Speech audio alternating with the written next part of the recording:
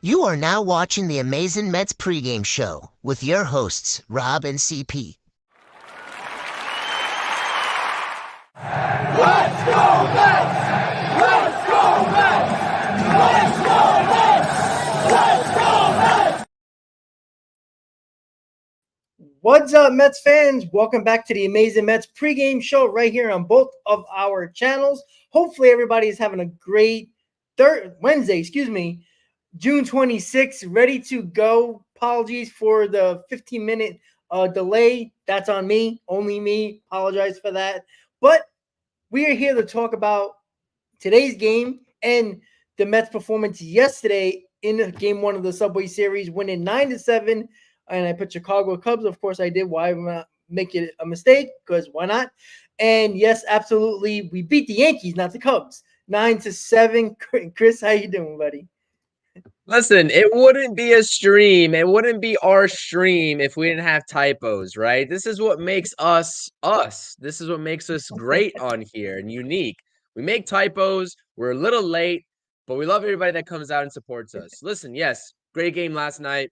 Very hyped. Did the post game last night on my channel. Everybody that's listening into this pregame right now, if you're a part of that post game last night, then I definitely appreciate you. The support means a lot. Every single day, I just want to start to stream off by saying that every single day, you all supporting us means a lot. And we can talk about the Mets wins, we can talk about the Mets losses. The support is what really drives us into coming here from an Uber, right? Like I had to miss the roundtable the other night because I was stuck in the Uber, rushing home to get to a podcast. So I wanted to keep that into perspective for some people because the Mets are playing great baseball. And we're going to talk about the Mets playing great baseball here in a second. But I want to shout out the chat, everybody in the chat. We appreciate you right now. And Daniel, I appreciate you. I do have a dinner to get to as soon as we are out of here. So that's why I'm kind of just like all slicked up right now, looking a little good. But we'll be back for the game, potentially propping up a post game if Rob is down for it. Rob and I might rock a post game. So turn on those notifications and rock with us after the game if you're good for it, Rob, on your end. Yeah, I'm ready to go. Absolutely. And yeah, and you know what's interesting too with this, like this team is playing so well that even when it got a little fishy later in the ball game and Judge hit that grand slam, I wasn't that worried about it. I felt like they were gonna win. I mean, that's a feeling that I usually don't have, which is interesting because they're playing so well and they're finding another way to win, right? The offense came alive yesterday, right? Beat up on Cole. He gave up his most home runs, the second most in his career. He never pitches well against the Mets, and I don't know. It's fallen into place a little bit. And look, even if it wasn't the Yankees, they played well yesterday, right? Cole is a really good pitcher. He was a Cy Young last year. I know it's only his second start, but you know what? All I heard from Yankee fans on WFAN and on X was that Cole was going to shut us down. And you know what? I kind of believed it a little bit, but then I was like, you know what? This team has proved me wrong over this almost month stretch now. And it's hard to not start to believe in this team. They win in any way possible. They find ways to win, right? We knew the bullpen was going to be an issue, no matter if it was Ottavino that couldn't throw strikes with a 7-run lead, right? You know, Nunez pitched his ass off yesterday, right? Reed Garrett figured out what he needed to do to keep the Yankees not fighting back in the later innings or in the ninth inning, and they find a way to win, right? We knew the bullpen was going to be an issue, so we knew that the offense had to step up, and they did big time, and that's why I'm not worried about this team right now, and I'm starting to really believe in this team, and I believe now we are a good team, and I think that's fair to say. So, I don't know, what were your thoughts yesterday? I mean, it was the score was close, but it never really felt close. It felt like the Mets were in control, regardless of the bullpen woes that we were having yesterday against the Yankees. Great at bats versus Garrett Cole. Great at bats versus Garrett Cole. He came into yesterday, by the way, if anybody doesn't know, with a 5.89 ERA career-wise against the New York Mets. So not many teams have Garrett Cole's number, but the Mets certainly do. I have some thoughts in terms of what Scully NYM is proposing in the chat, but we'll get to tonight's game when we get there in terms of how the pitching is going to look after Manaya, whatever he does, right? And there's a live chat in my stream right now. In the live chat, there's a poll. Make sure you go ahead and vote. Will Sean Manaya get past 5 innings tonight? Yes or no? Make sure you cast your votes. That's going to be an interesting topic of discussion. But speaking of last night, this is what I see from the New York Mets every single time they go up against a premier pitcher. We've seen it against Dylan Cease. We've seen it against Shota Imanaga. We've seen it now against Garrett Cole. They put great at-bats together, and they swing at strikes in the zone early in the count. That is the consensus way to beat good starting pitching. Swinging at pitches that you like early in the count, because as soon as you get to 1-2 and 0-2, they have put away pitches to get you. Now, what's also unique about that is that Garrett Cole, for the first time in a long time, had 0 strikeouts last night. Yeah. He posted a big old donut in the strikeouts category. Can you believe that? There was a prop bet on FanDuel for plus like 10,000, because I know Daniel in the chat is a big bettor in here, always betting the home run props. If I told you that there was a prop saying Garrett Cole would have less than 2, even 2 strikeouts, you'd call me crazy. You wouldn't put anything on that. Maybe not even $5. The dude had 0 strikeouts. We need to credit this lineup where credit is due. They play tremendous baseball, and they've been playing tremendous baseball. I was certainly wrong about them, and I'm glad to be wrong about the New York Mets, because my good buddy Shay from the same, I guess Keith from the Shay and Sons podcast, excuse me, make sure you go subscribe to their channel as well. They do a great job. We always say that, and he said it as well in our chat. You want to be proved wrong by this team. And we have been proved wrong, Rob. What more do we want as Mets fans? Yes, the bullpen is shaky. Yes, we are down a couple arms, especially with their most recent Drew Smith imaging news. And maybe an IL stint for him in the future is not out of the question, depending on what the imaging shows. And we'll get into that.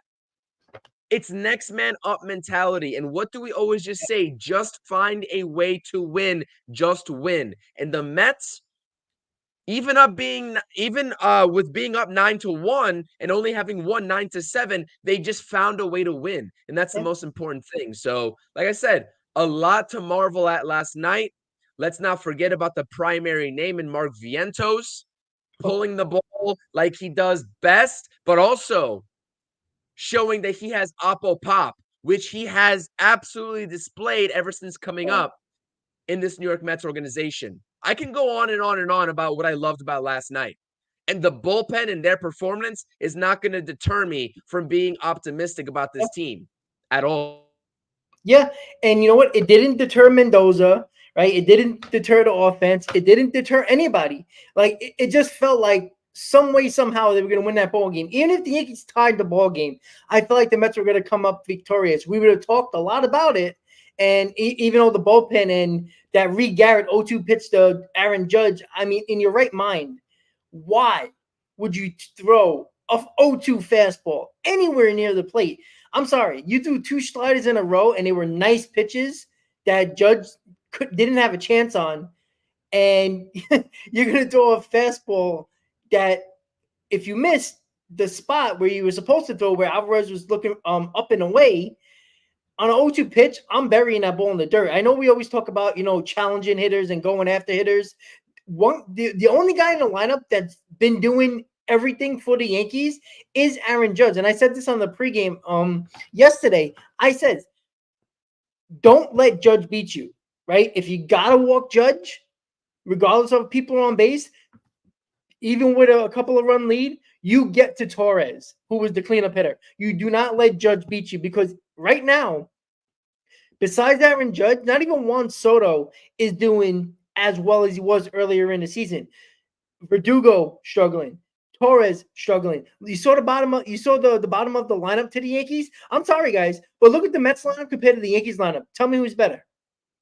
Look at the depth. Struggling. Yeah, look at the depth of the Mets. right? 1 through 7. Let's be honest. Or you can talk about Taylor, but in between Taylor is Alvarez and Vientos, like 1 through 7. And even Jeff McNeil, that's how you know the Mets are going well. Jeff McNeil actually joined the party for once and looked like a competent baseball player and went 2 for 4. And you know what? If Jeff McNeil starts getting a little bit better, this lineup is already dangerous. And I was looking at the Yankees lineup and I'm like, how do they have 52 wins? And then I look, man, they suck against good teams. And you know what? I'm considering the Mets a good team now because they don't do well against good teams and good pitching. Where have we heard that story before with the New York Yankees? That's been the trend ever since Aaron Judge came up to the Yankees. It's Aaron Judge and nobody else. Even Juan Soto is having a really good season, but you see what teams are doing to him. Like if you control Judge and you don't let him beat you, are Yankee fans confident or at any moment that LeMahieu, Torres, or anybody else you want to put in that lineup behind them guys, we're going to do anything? Because Peterson did a Houdini act in the first inning, right? But you know what? He didn't let Soto and Judge beat him. He pitched them like, okay, I don't want to, put these guys on base, but what would I rather do? Give him a pitch to hit or go after Verdugo and Torres? And that's exactly what he did. And it worked. And I don't think that was his plan going into the first inning, but he didn't let Judge and Soto beat them. He walked them, which kind of looked bad, but I'm not saying it was a plan, but it kind of led to the rest of the game, right? I'm not giving anything to Judge that is going to beat us. Even Juan Soto didn't have great pitches to hit. He let other hitters in that lineup do the job, and they didn't, and they failed. And that's been the trend over almost 3 weeks or 2.5 week stretch with the Yankees. They've been struggling, and we talk about this, Chris, all the time. Sorry with the rant, but they continue to beat teams by making those mistakes, and they capitalize on them, and they just continue to jump on a pitcher that might either be struggling or coming back, and a team that's been struggling, even if the team is good. And Chris, you brought this up many times on numerous shows. They're beating good teams and good pitching. And it's not, regardless of the records of the team, they're beating the good pitchers. And that's something that is really interesting to me because, right, when the first inning was going on, we were like, oh, God, this is going to be a disaster, right? We're going to be the ones to get the Yankees red hot again. But Peterson did it. And you know what? Kudos to him. I know he didn't go deep in the game, but that first inning, that was basically the ball game because you don't score base loaded nobody out. Even the Mets got one run when they got a couple of men on in the first inning. That was a huge run, even though they only got the one run. I thought that was actually most likely the ball game. I felt good after that first inning, what Peterson did. You saw the difference in approach in terms of the top of the order for David Peterson and how he approached them versus how he went after those guys after it was bases loaded, 0 outs. And even the booth was saying this in GKR. They're like, why is David Peterson in a pitcher's count, right? He aims in the strike zone and he puts together competitive pitches, right? When it's 0-0 and 0-1 to get to 0-2 or 1-2. But the subsequent pitches, they're not competitive. And he's playing too cute, as Ron is saying. And this is something that we've been talking about for so long, Rob. He worded it that way. But for me, what have I been saying since that Los Angeles Dodgers series way back in the season that we saw on the West Coast? And then subsequently, that Giants series during that West Coast trip, which seems like forever ago.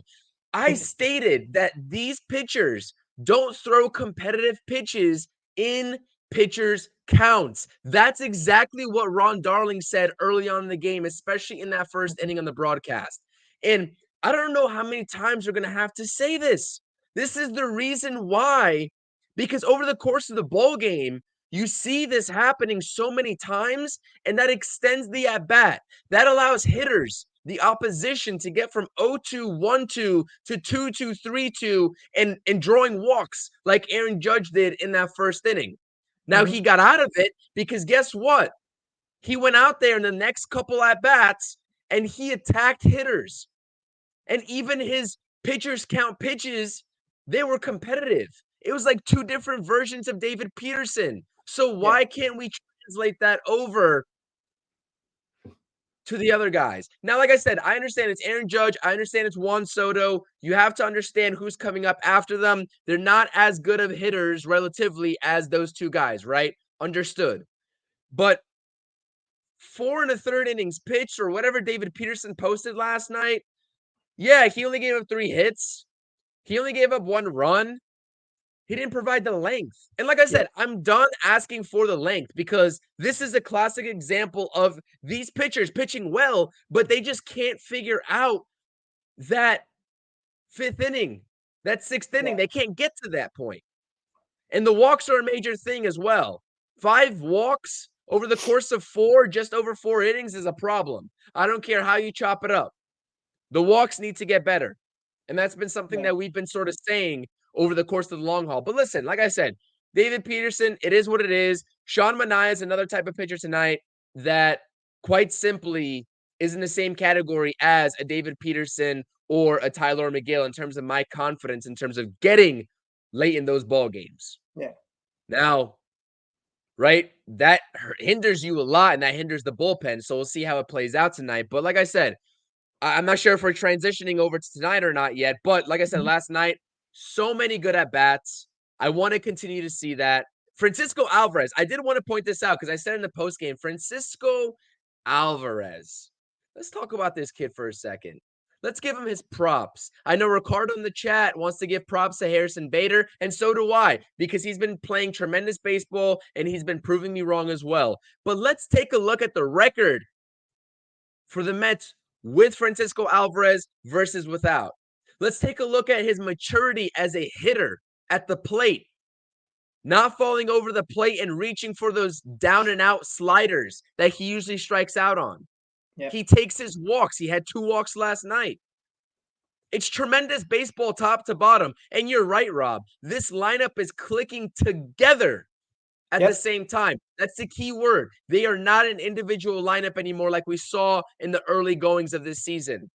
They are a complete lineup. And even McNeil, the guy we've been talking about here, the guy that needs to continue to prove to us that he is the 2022 version of McNeil. And quite simple, I'm just going to say this right now. You can clip it. I don't care. I'll come back to it if he ends up proving me wrong. I don't trust Mr. Jeff McNeil in terms of going back to his 2022 ways. I don't trust it. It's going to take a hell of a lot more than 1 game to buy back into Jeff McNeil. Yeah. It's going to take more than a few weeks to buy back into Jeff McNeil totally for me. But I hope he proves me wrong. Just like my thought process on anything that I say in terms of a critique for the Mets, I hope they prove me wrong. That's all I'm saying. It was a great ball game yesterday, and I'm very curious in terms of what tonight brings. Because you know that this Subway Series, it's perpetual splits. Can the Mets get over that hump and take a series from the New York Yankees? Please, please. Yes. And you know what? I was listening to WFAN a lot today, and for a team that is 52-29, you would think the Yankees have the Mets record right now, the way the Yankee fans are acting, right? It's not that, Yankee fans think they're not going to make the playoffs. They are 99%. But the fact that the Yankees lost to the Mets yesterday and have the potential of losing the 2-game set and getting swept in the 2-game series, right? It's not overall going to change probably the outcome of where the Yankees are going to be or the Mets are going to be.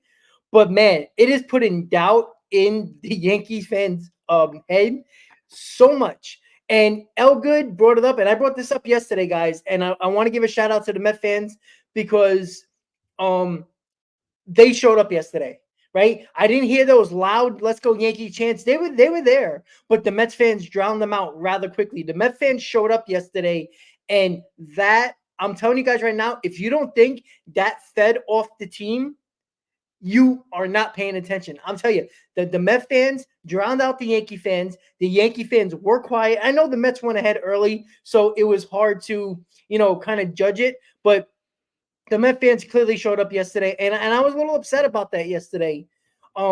That because I've seen over the last 2 years that even when the Mets were really good in 2022, that Yankee fans took over Citi Field. Now I don't know if it was because the Yankees have been not playing so well, but usually Yankee fans usually invade Citi Field like crazy and bring 37 of their family members, and instead of going to Yankee Stadium to go to Citi Field for a Yankee game against the Mets. But the Met fans showed up yesterday, and you know what? You're damn right they should, right?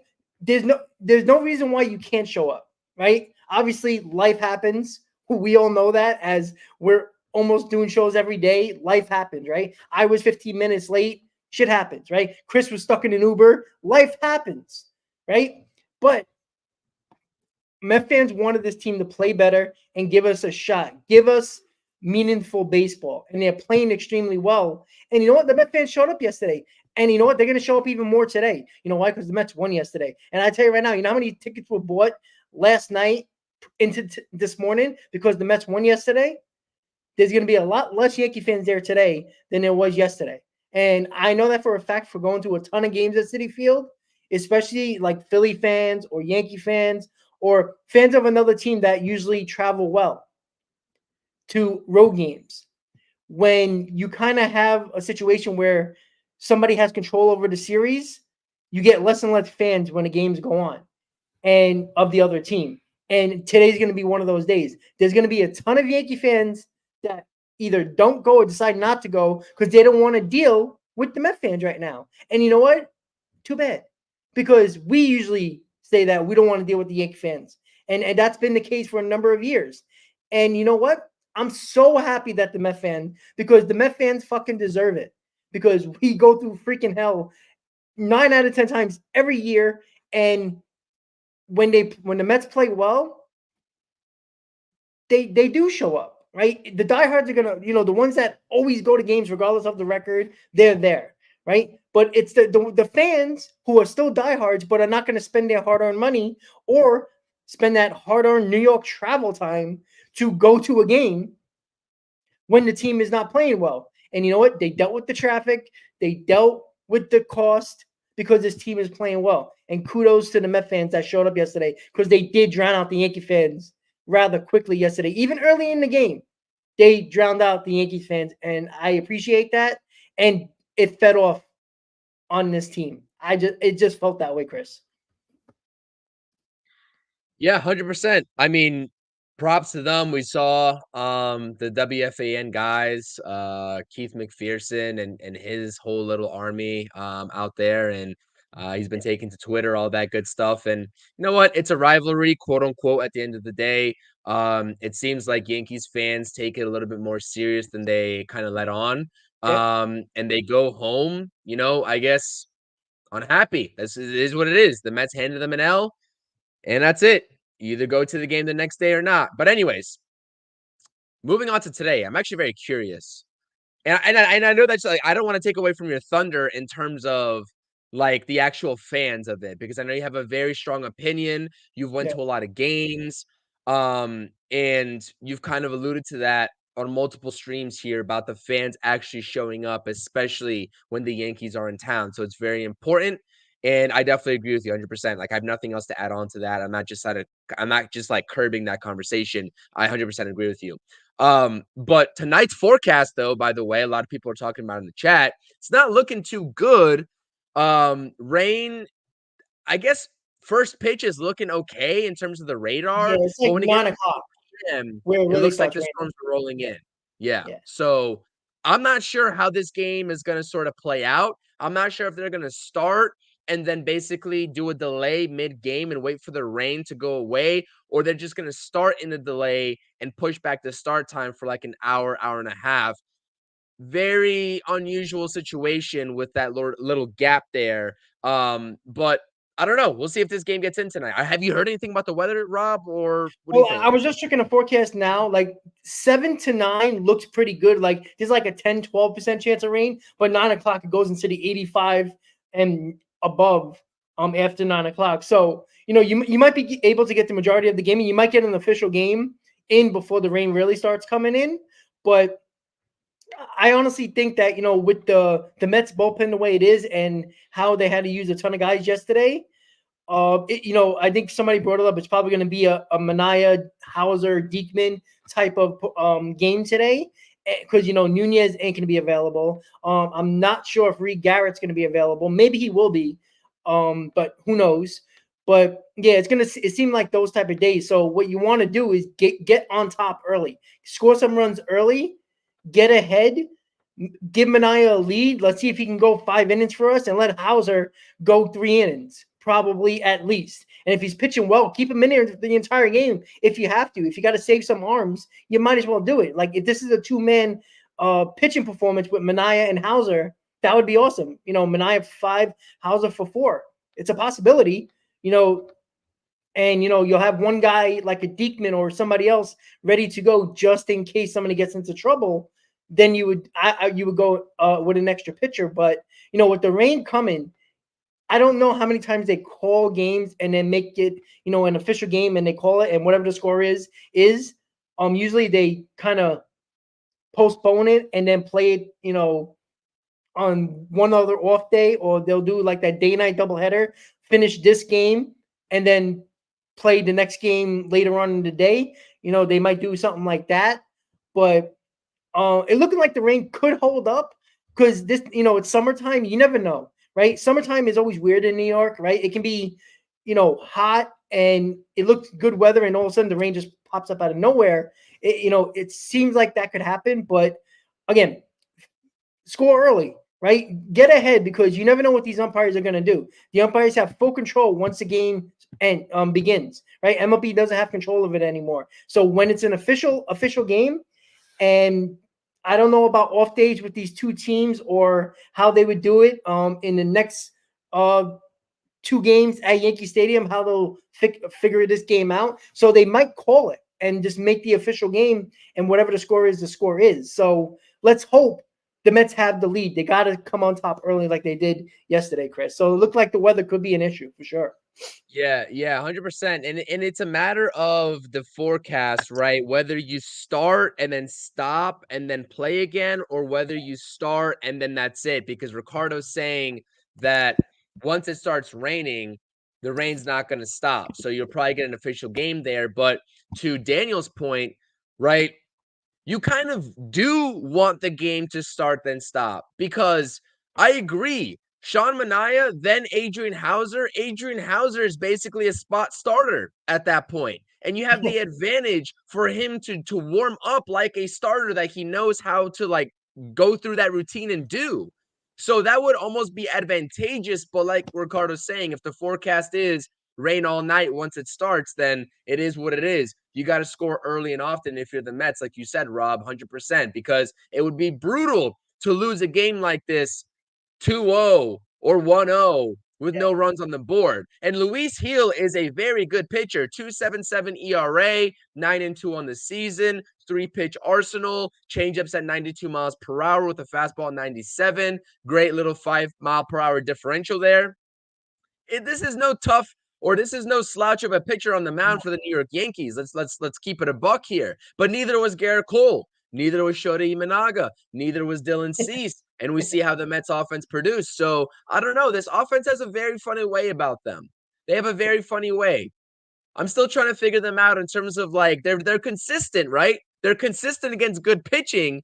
And it's more so of a worry of going down and playing down to the competition sometimes. But I like what I've been seeing from this offense. Put up runs early. Let's hope Sean Manaea, being a lefty, we all know the Yankees lineup struggles a little bit against lefties. We even saw it last night against David Peterson. It's not like they were making worldly contact with David Peterson. It was more David Peterson just beating himself. So if Sean Manaea finds a way not to be himself, then we should be good.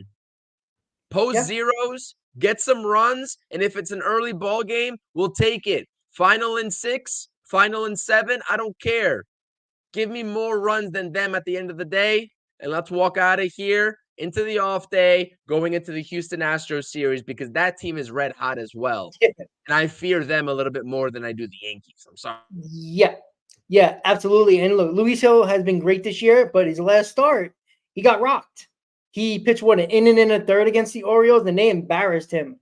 And you know what? You just hope going into this game today, he does have great stuff. Like it, one start it shouldn't deter Yankee fans or any other baseball fan. I'm thinking this kid is not good. He is absolutely, he can shut you down, no doubt about it.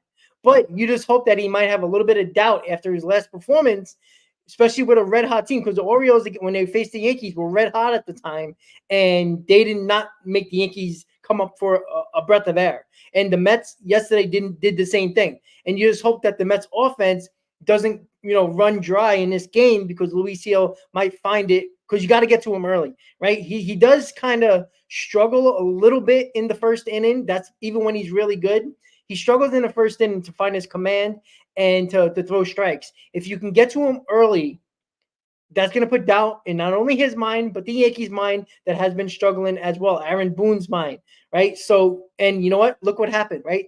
The Mets got to the Yankees bullpen as well, right? The Yankees bullpen has not been as good either. So the goal is the same yesterday. The keys of the game, today's game, is very similar to yesterday, right? Garrett Cole was going to be on a pitch count. You had to work the counts. You had to make him throw a ton of pitches early. The Mets were succeeding in that. Regardless if they were scoring a ton of runs or not, they were getting him out of the ball game. The second one was get to the Yankees bullpen. That was the other thing. They got to the Yankees bullpen along with Garrett Cole. So it was like a 1-2 combination, punch, a jab and an uppercut. That's what they did. And then the third one, they took advantage of the Yankees' mistakes. And that's something that the Mets have been doing during their stretch, taking advantage of mistakes and capitalizing on those mistakes. Very similar today. Luis Hill, there's been a lot of talk about Luis Hill and his in his limits and not going over 100 pitches or saying around 90, 95 pitches. Get him out of the game early. Go to the Yankees bullpen that hasn't been good, and they need to start. You got to get more of that bullpen in there, because they have been struggling. And we'll see if the Mets can do that tonight. I think they can, Chris. Especially listen, guys, the same lineup as last night. That is rare for a New York Mets lineup. That's so rare. That is so rare. I saw that. I was like, okay, we're cooking. I don't even care if McNeil's in the lineup. It worked last night for 9 runs. He got 2 hits. Stick with the hot hand, which has been my advocacy for Mr. Jose Iglesias, is playing the hot hand. But Jeff McNeil, maybe you kickstart him here tonight. I don't know. Like I said, I'm very weary of it, but I like trotting out the very same lineup that you did the night before when you scored 9 runs. 2 things before we get out of here, because I see it in the chat that we need to address, and I want to get your opinions on, Rob, because I talked about it on my social media handles, on X, Instagram, all that good stuff. You pick your poison. Which reliever we want to talk about first? You want to talk about Drew Smith and the news about him getting an MRI, or you want to talk about Adam Ottavino and what he may or may not have said to the direct manager of the club after he got pulled last night, after he was absolutely trash yet again? Which one do you want to talk about, Rob? I'm going to leave this in your court. To talk about Ottavino, because you know what? They've been putting them in mop-up duty over the last week. And, having a 7-run lead, there's one thing you don't do as a pitcher coming into the bullpen is walk guys. There was no need to play around with batters, throw strikes. A solo home run, even a 2-run home run, was not going to cause any damage to this game. And you let them, you walk guys. You let Mendoza go to pitchers he probably didn't want to go to, because he had to save some pitches for today. And then Ottavino led to the Aaron Judge grand slam and made it closer, made Mendoza use more pitches. So this whole bullpen situation kind of started with Ottavino not throwing strikes. And listen, I've been more of an advocate for Ottavino more than almost every Mets fan, but it was hard to defend. It is hard to defend him anymore. It really is. Not only did he suck last night and has not been good, now we all believe that he called Mendoza a fucking douchebag on live TV. And look, I understand emotions. I know he's probably pissed off. Look, it's not like Ottavino wants to be bad, right? He wants to pitch well, right? And he was good for the Mets, 2 years, when he was good for us, but he hasn't been good. And I know the emotions get the best of you, but calling out, I know he said it under his breath and the camera just caught it. So it's kind of like this new age of, TV and cameras everywhere. You're going to get caught no matter where you are nowadays of saying things. But why show up your manager who's been extremely good keeping his team together? You suck right now. What was Mendoza supposed to do? Keep you in the ball game and make you uh, lose this game for us? No, Mendoza was trying to win the ball game. And everybody was like, take this fucking guy out. Even myself, I'm like, what are you doing? Like, take him out. And Mendoza took him out exactly at the right time, even though Judd still hit the grand slam, right? I can question the 0-2 pitch selection for Reed Garrett. But, I mean, seriously, because, like, I can't defend you anymore. Like, what am I going to say? Like, I look like an idiot if I try to defend him right now. So I'm not. And you know what? He's on his way to a DFA very, very soon, in my opinion. And Drew Smith, that's going to be that's freaking tough. Why now? Why now? With the situations with the bullpen, Chris? Why?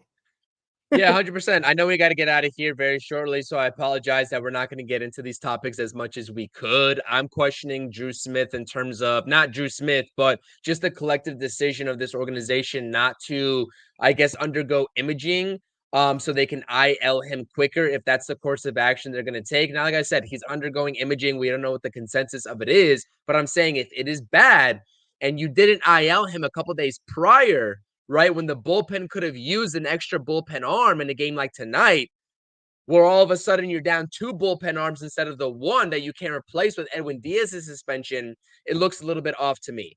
And secondly, yeah, Adam Ottavino, I might have jumped the gun earlier on my X account in terms of actually saying that he said that to Mendoza, although I still highly suspect that he might have, right? And the camera just caught it because it's a veteran. He's been struggling.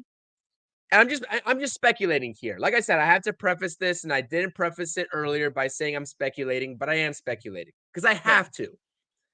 Right? It's just kind of a coincidence that happens when you're a veteran that's been struggling, you're frustrated, you give up, a couple walks, and the manager decides to stop the bleeding before you go on any longer, and maybe you disagree with him. And that's when the frustration comes out. So I don't know if that's going to be addressed. For all we know, on the flip side of things, to be fair to Adam Ottavino, he could have been talking to himself because that seems to be the popular excuse that people are giving him on X. Am I going to give him that excuse? Probably not. Yeah. Probably not. But you know what? It is what it is. Bygones are bygones. At the end of the day, Adam Ottavino's on-field performance is worthy of a DFA. It simply is. It simply is. There's no value added from Adam Ottavino versus another bullpen arm, whether it's Jose Buto, whether it's anybody else. I don't care what the name is in AAA or maybe even AA. Although AA is a little bit less plausible because the Mets don't like to call up AA talent. They like to go to AAA, etc. Whoever's in AAA, an arm.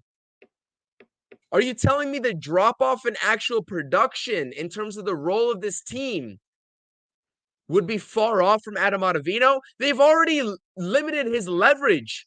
Yeah. They've taken him out of high leverage situations. They put him in as low of a leverage situation as you can possibly get yourself into in a 9-1 ball game, and he still couldn't handle that. I back Mendoza's decision 10 times out of 10, maybe even 11 times out of 10. And you know what? Reed Garrett, yeah, he made a questionable pitch to Aaron Judge, the best hitter in the ball game at that point, right? With 6 RBIs on the night. The premier power hitter that he is. Yeah, you make one mistake, he's going to make you pay for it, even on 0-2 or whatever the count was. But that's not Reed Garrett's fault. Yeah. Come on now. Let's be honest here. Come on. How do we get to that point? Yeah. That's whose fault it is. Yep. Anyways, I digress. That's all I wanted to say. Final thoughts are just win. Regardless if you get the full ball game in, I want to see the Mets take this series. I'm getting greedy. WFAN, whatever the 4-line, Army, Bleacher Creature, I don't care what they call themselves. ticked me off a little bit seeing that on social media. And I don't get involved in that, but it ticked me off a little bit. Because apparently there's double standards at play here. The Mets always treat this, or I should say, let me rephrase this. Yankees fans always say that the Mets suck, and they start chants, etc., which they have every right to do. But then again, when they lose, we treat this as the World Series, right? Correct. Come on. Let's be real here. Double standards are not going to fly here. Give me the sweep and give me the ultimate bragging rights. I don't care anymore. Let's go Mets. Just win. Shamanaya, do your thing, man. Please. We need it. Yeah, I mean, if we can get Shomanaya 6 innings tonight, man, I take that every day of the week. And yeah, absolutely. And listen, the Bleacher Creatures, like, they're gonna do their thing with Keith McPherson and all that stuff. And you know what though? Listen, right now it's the Yankees World Series, because last time I checked, who was the last team that made the World Series over the last 10 years? Oh, right, the Mets. Right, so you haven't smelled the World Series, and you made the playoffs a hell of a lot more than the Mets. So you should have been there, but you're not. So it is what it is. And I do, before my final thought, this lineup, I wanted the same lineup. I'm talking to myself today about it. Like, I want to see the same lineup out there. I want Jeff McNeil in there today. No matter if you trust him down the road, I wanted him in there today because he got the 2 hits. Jeff McNeil is a guy who thrives on confidence. And I know most hitters do and most players do, but he needed something. And I felt like Sunday, even though he went 0 for 4, he put very good at-bats together. If it wasn't for really good plays in the field, he might have had a couple of hits. Mendoza, with his gut feeling, put McNeil out there yesterday, did the job with his 400 average against Garrett Cole, and it worked. And then today, putting them back out there, good job by Carlos Mendoza. Now, he can go 0 for 4 tonight and look bad, but I like giving the confidence to that player. Mendoza has done an excellent job saying, you know what, you deserve it tonight. You go back out there and kick some ass. So my final thought is, as I used yesterday when Chris wasn't here in the pregame, just win, baby. Just win. That's it. By any means necessary. I don't care how you do it. You do it. They won 9-7 yesterday. You win today, guys. Met fans. 500 could be a thing for the New York Mets today if they win. At one point, we were 11 games over 500. Under 500, excuse me. And we can be at 500 again. And that's exactly the starting point for this team. You get the 500, anything's possible. Anything. And that's my final words, Chris. Let's go Mets. Manaya, let's try to get those 6 innings in. Let's try our best. Hopefully the rain holds up. And get to Luis Gil early. That's the key. Get him to early. Get to the Yankees bullpen. Don't let Aaron Judge beat you. That is the key to success tonight against the New York Yankees. Chris, anything else? That's it. Hit the thumbs up on both streams, my channel and Rob's channel as well. If you're not subscribed, make sure you do so. Appreciate you. Just win, baby. Just win. Let's go Mets. That's it. Peace. Absolutely. Let's go Mets. Have a great night, guys. Let's take 2 from the Yankees. Have a great night, guys. Let's go Mets. Let's get the 500. See you next time, guys. Have a good night.